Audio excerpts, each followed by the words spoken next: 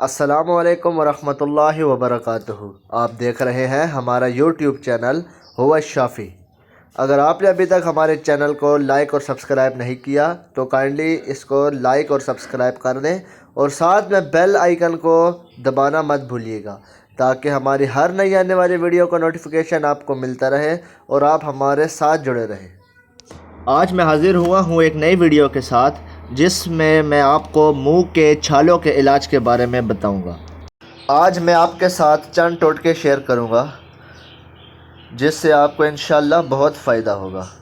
گرم پانی میں لیموں کا رس نچوڑ کر غرارے کرنے سے منہ کے چھالے دور ہو جاتے ہیں۔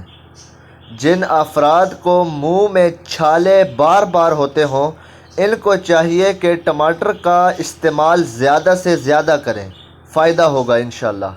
کافور دیسی گھی میں ملا کر روزانہ 4 مرتبہ چھالوں پر لگائیں، رال باہر گراتے رہیں، پھر کلی کر لیں، چھالے جلد ٹھیک ہو جائیں گے۔ زبان پر چھالے ہوں تو دہی میں ایک کیلا ملا کر صبح سویرے کھانا فائدہ مند ہے، اور اس کے علاوہ مہندی کے پتے پانی میں بھگو کر رکھ دیں، 2-3 گھنٹے بعد چھان کر اس پانی سے غرارے کریں، چھالے ختم ہو جائیں گے۔